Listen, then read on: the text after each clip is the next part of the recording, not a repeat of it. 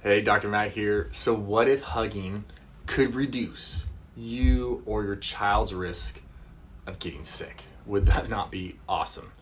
Well, there's a study of 400 adults, there's actually a few of these, but one particular study of 400 adults that found that yes, in fact, hugging could reduce your risk of getting sick. And now often I talk about the 6-second hug, but the 6 seconds, that's awesome. But really 6 seconds, that's just really that initial mark, that magic mark, where the magic starts, is the six seconds. So we can get more benefits from more hugging, essentially. And a family therapist, Virginia Satter, she recommends that you get at least 4 hugging sessions in per day. So it's like, man, breakfast, lunch, and dinner with a snack in between. And the longer these sessions are, the longer you're holding those hugs, essentially the better. So your kids, your spouse, man, my kids, my spouse, this could be a game changer, right? And, I definitely personally need to work on my hugging skills and my consistency. But thankfully, I have 6 kiddos and a wife, and that enables me to massively improve my hugging skills and get, at least 4 hugging sessions in per day. And, I've been making a point of trying to see, okay, let's do these 10 seconds, per hug for my girls. And, cause baby Axel, the little guy, he's getting like hours of day of hugging, of holding. So the human body and human interaction, they're so amazing. It is really mind boggling, the patterns in human interaction. And, it's no wonder that people who isolate themselves, or when people are isolated or forced to be isolated, like has been happening the last couple of years, that they become sicker, they become weaker, have less robust immune systems, and, they die off faster. And, stress and angst in the body, they just keep rising without an outlet. If there's no place to take that stress, that angst, it just keeps going up. And when there's no connection, there's no outlet. And this includes physical connection, like just having plexiglass between me and you. That's not enough to actually get full-blown human connection. And just like exercise is this subconscious release of tension in our body, so too is hugging. It too will create this euphoric sensation in our nervous system, allowing for us to be better, do better, improve our well-being. And, so many studies suggest that actually 20 seconds, I shouldn't say so many, but many studies, or some studies show that actually getting 20 seconds of hugging in could be your golden zone. And, when we hug, there's this hormone called oxytocin that starts being produced in our hypothalamus. And when oxytocin is produced, man, the benefits far outweigh any risks of its production. And when we come in physical contact, out comes oxytocin. It comes out like a raging river from our being, and not only from ours, but from the person we're hugging is also getting that same release. So it's double the oxytocin. And of course, it's also massively released when childbirth happens. That's oxytocin is. And when milk production is occurring, or it is the hormone that enables this milk production in a mother, which of course we know you're feeding, growing a human being. How awesome is that? But okay, back to the hugging.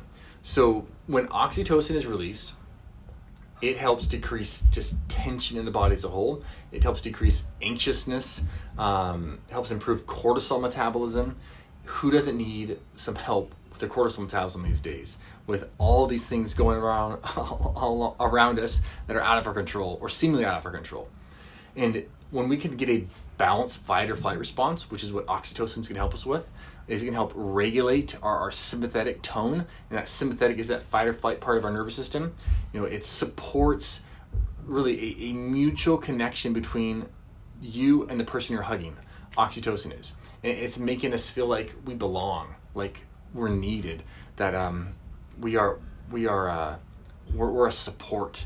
And not to mention that, oxytocin, it also lowers our blood pressure. So oxytocin is a big deal. And we can increase its production literally on command via hugging.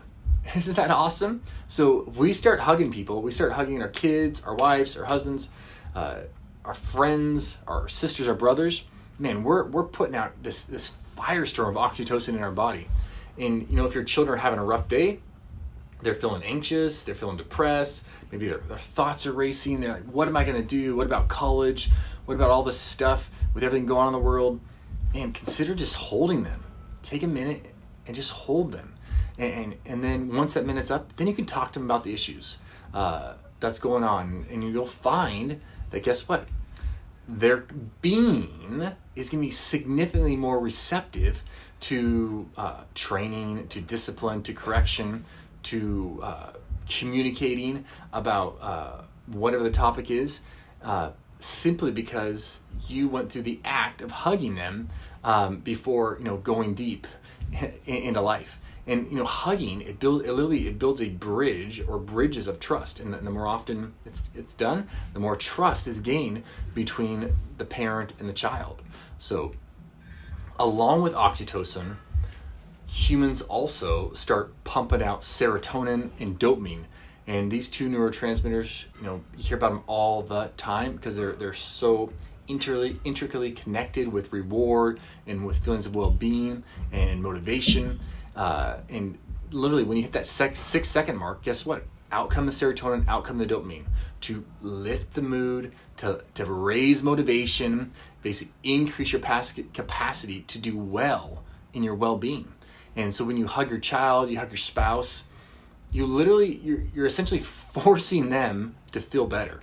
Like if they're down, man, you're about to feel better right now, young lady, young man, when I hug you, because daughter, son, because oxytocin is going to pour out, serotonin, dopamine are going to pour out, and your feelings of well-being have no choice but to be heightened.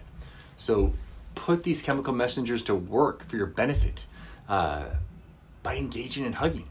And do you know that children who are deprived of physical contact, I mean, it stinks there's these studies out here that we even know these studies, but children who are deprived of physical contact, that they all have failure to thrive. And they will not meet their growth milestones. And this is because if they're not being touched, if they're not having that physical contact with another human being, they will not get these oxytocin releases. And if they're not getting the oxytocin releases that we've been talking about, then they're not going to get the growth hormone production, because oxytocin stimulates growth hormone production in the body. And growth hormone, of course, is responsible for growing, repairing, regenerating tissues, and making our beings excessively youthful. So who doesn't want that? And this is one of the many reasons why holding our babies, it's so valuable, it's so important, and it is an insanely great idea. So hold your children, hold your babies. You really can't hold them enough. I mean, give them their tummy time. They need their tummy time to grow stronger too, but man, hold them on the hour. And even as children grow up, I mean, their physical stature is great and all that, they still need hugs to best express themselves. And we talk about how we want to basically develop resilience in children, and we want our children to be more resilient, and children are resilient and that kind of thing because of all the things going on in the world these days. But you could, make that resilience go through the roof by just hugging your child. And don't make them become resilient because they've never had a hug before. Enable that resilience, promote that resilience by hugging them regularly. Because children who do not have hugging or holding regularly, they're going to have issues with development as far as executive function. Their emotion regulator, it is not to the level that it will be at when they're an adult. And so when stressful times come, or stressful events or trauma, those things, they could just linger in these kids' bodies because they don't know how to metabolism, how to think about them, how to get them out, how to speak about them. And that toxicity, it erodes the mind, it erodes the tissues, and it makes them sick, physically and mentally. So give them opportunity, give them that outlet by hugging them. And as children grow, they also need lots of sensory stimulation because their stimuluses are what allow them to understand what's going on in the environment, make them more capable, make their brains more capable to understand newness and changes, to create strong pattern recognition so they can solve difficult problems and basically feel okay in new situations. So enable their problem solving, enable easier interaction with other people, with social situation, with unfamiliar situations, with a new day of start of school, just by hugging them and giving that sensory input.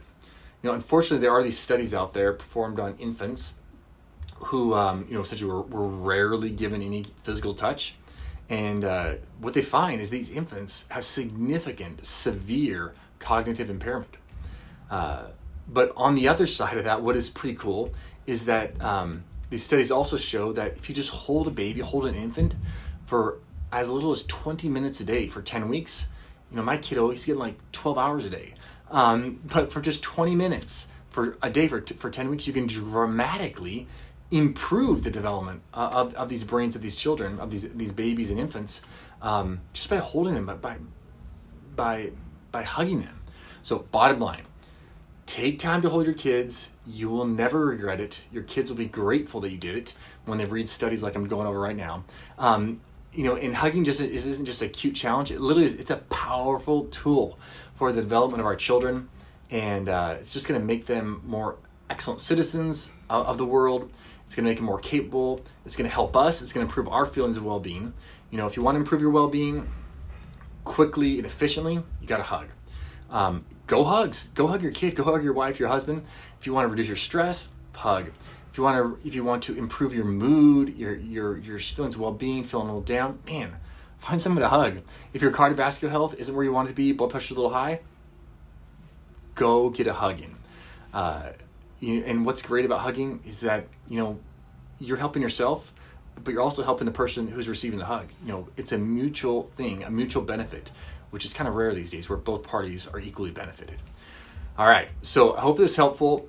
Hope you guys get after your hugging. I hope you can press subscribe, click the like button, share it with your friends, because we all need a hug right now. And you go hug somebody, I'll hug somebody. We can accumulate health together. And by hugging, man, what difference we can make. Talk to you guys later.